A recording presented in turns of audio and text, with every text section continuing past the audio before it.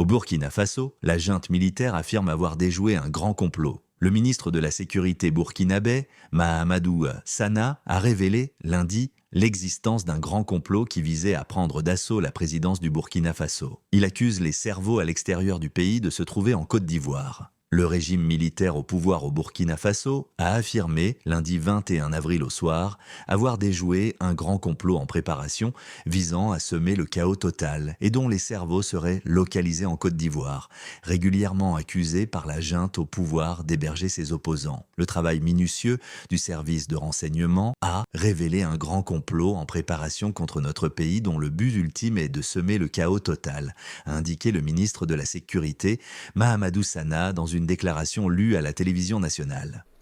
Le travail minutieux des services de renseignement va révéler un grand complot en préparation contre notre pays, dont le but ultime est de semer le chaos total en vue de placer le pays sous tutelle d'une organisation internationale à mesure de reprendre le contrôle dans 10 ou 20 ans selon les instigateurs. La manœuvre devait aboutir, selon le plan des comploteurs terroristes, le mercredi 16 avril 2025 à un assaut sur la présidence du Burkina Faso par un groupe de soldats recrutés par les ennemis de la nation, a-t-il indiqué. Les cerveaux à l'extérieur du pays sont tous localisés en Côte d'Ivoire, a-t-il ajouté, citant notamment le commandant Johanny Compaoré et le lieutenant Abdraman Bari, tous déserteurs. Plusieurs dizaines d'officiers militaires arrêtés. Depuis l'arrivée au pouvoir du capitaine Ibrahim Traoré par un coup d'État en septembre 2022, les enlèvements ou arrestations extrajudiciaires, en particulier de civils considérés comme hostiles au régime militaire et de militaires accusés de complot, se sont multipliés. Une dizaine d'autres officiers et de sous-officiers, dont le commandant Ouédraogo, Frédéric, ont été interpellés selon le ministre Mahamadou Sana. Mercredi, le capitaine Élisée Tassambedo, commandant du 12e régiment d'infanterie commando, et du groupement des forces de sécurité du Nord, basé à Ouaïgouya, chef-lieu de la région du Nord, a été arrêté à Ouagadougou. Il a été emmené vers une destination inconnue alors qu'il devait prendre part à une rencontre à l'état-major, a indiqué une source sécuritaire. Depuis plus d'un an, la junte a interpellé plusieurs dizaines d'officiers militaires, dont l'ex-chef d'état-major de la gendarmerie Evrard Somda, tous accusés de complot ou de tentative de déstabilisation des institutions républicaines. La Côte d'Ivoire est régulièrement accusée d'héberger des personnes qui se sont activées dans une entreprise de subversion contre le Burkina, selon les autorités militaires. Le capitaine Ibrahim Traoré, au pouvoir après un coup d'État en septembre 2022, avait affirmé qu'un centre d'opération pour déstabiliser le Burkina était installé à Abidjan. Les raisons de la chute du putschiste Paul-Henri Damiba. Arrivé au pouvoir en janvier après un putsch, le lieutenant-colonel Damiba a accepté de démissionner dimanche après le nouveau coup d'État mené par le capitaine Traoré. L'ex-chef de la transition paye son manque de résultats dans la lutte contre les djihadistes, mais aussi une attitude jugée trop conciliante avec le clan de l'ancien président Compaoré. C'est finalement sans heurts que le pouvoir change de main au Burkina Faso. Réfugié à Lomé, au Togo, le lieutenant-colonel Damiba a accepté de démissionner dimanche 2 octobre, laissant son fauteuil au jeune capitaine Ibrahim Traoré, âgé de 34 ans, qui, jusque-là, dirigeait le corps du régiment d'artillerie de Kaya, dans le nord du pays. Des négociations ont eu lieu toute la journée au siège de l'état-major pour trouver une issue pacifique, alors que se dessinait le scénario noir d'un affrontement entre les nouveaux putschistes et ceux restés fidèles à l'ex-président de la transition. Pour entériner son départ, le putschiste déchu Paul-Henri Damiba a toutefois posé des conditions. L'amnistie pour lui, ses proches et les soldats qui s'étaient engagés à ses côtés, la poursuite de la réconciliation nationale ou encore le respect des échéances devant permettre un retour à l'ordre constitutionnel au plus tard, le 1er juillet 2024. Dans un communiqué, un porte-parole des putschistes a annoncé que le capitaine Traoré est chargé de l'exécution des affaires courantes de l'État jusqu'à la prestation de serment du président du Faso, désigné par les forces vives de la nation. Une information confirmée par l'intéressé lui-même sur l'antenne de RFI. Ce dernier a promis des assises dans moins d'un mois pour désigner un président de la transition, précisant qu'il n'avait pas de préférence pour un président civil ou militaire. Divorce au sein de l'armée,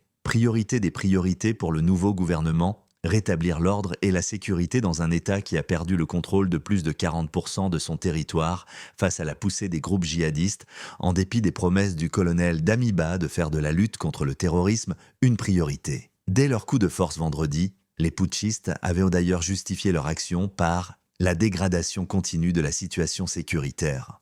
Une fracture s'est créée entre le colonel Damiba et la population avec une importante dégradation sécuritaire, peu de résultats dans la lutte contre le djihadisme et une absence totale de changements tangibles dans le quotidien de la population. Analyse Caroline Roussy, directrice de recherche à l'Institut des relations internationales et stratégiques, IRIS. Dans le nord du pays, des villes comme Djibo sont assiégées depuis plusieurs mois par des groupes armés islamistes provoquant des pénuries alimentaires dramatiques. Un convoi humanitaire qui devait apporter un peu de répit à la population, a été attaqué la semaine dernière par des membres du groupe de soutien à l'islam et aux musulmans affiliés à Al-Qaïda, entraînant la mort de 11 soldats burkinabés. L'attaque du convoi de Djibo a été la goutte d'eau qui a fait déborder le vase, résume le journaliste de France 24 Wassim Nasr. On a alors beaucoup reparlé du manque de moyens mis à disposition de l'armée, rappelle le spécialiste des mouvements djihadistes. Ces derniers mois, des dizaines de militaires ont perdu la vie dans des attaques similaires, créant un profond ressentiment au sein des troupes engagées sur le terrain. Le coup d'État de vendredi a révélé une certaine fracture au sein de l'armée entre une hiérarchie militaire qui n'est pas au front et a continué à s'embourgeoiser, et des soldats qui, sur le terrain, ont eu le sentiment d'avoir été abandonnés, assure le chercheur en sciences politiques de l'université de Ouagadougou, Cheikhna Yaranangoré, interrogé par le journal Le Monde. La figure souillée de Thomas Sankara à ce divorce au sein de l'armée s'est ajoutée la défiance d'une large partie de l'opinion publique après la venue, en juillet, sur le sol burkinabé de l'ancien président Blaise Compaoré. Chassé par la rue en 2014, Paul-Henri Damiba souhaitait alors consolider la réconciliation nationale pour mieux lutter contre les violences djihadistes. Si les partisans de Blaise Compaoré ont salué un geste fort vers un apaisement des tensions politiques, beaucoup y ont vu un déni de justice au pays des hommes intègres. 3 mois plus tôt, l'ancien président en exil en Côte d'Ivoire avait été condamné à la prison à vie par contumace pour l'assassinat de son prédécesseur, Thomas Sankara. Thomas Sankara reste l'icône et la figure indépassable qui a été une fois de plus souillée. Le droit n'a pas été respecté. Et à ce moment-là, il y a eu un divorce entre la population et Damiba qui a perdu toute crédibilité. Il a fini par être perçu comme un symptôme d'un système de corruption endémique, affirme Caroline Roussy.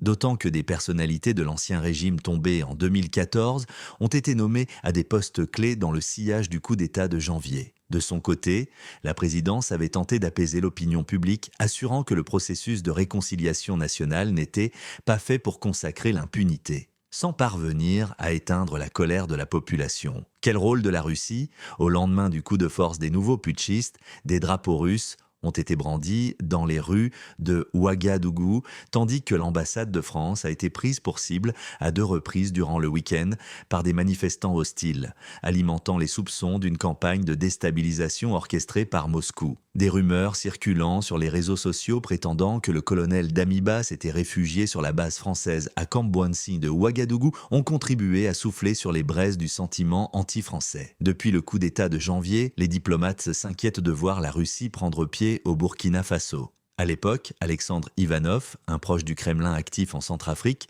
s'était dit prêt à partager l'expérience des instructeurs russes pour la formation de l'armée du Burkina Faso. Le Kremlin a-t-il joué des lignes de fracture au sein de l'armée burkinabé entre les partisans d'une coopération approfondie avec la France, comme le lieutenant-colonel Damiba, et ceux tentés par des coopérations avec d'autres pays, dont la Russie?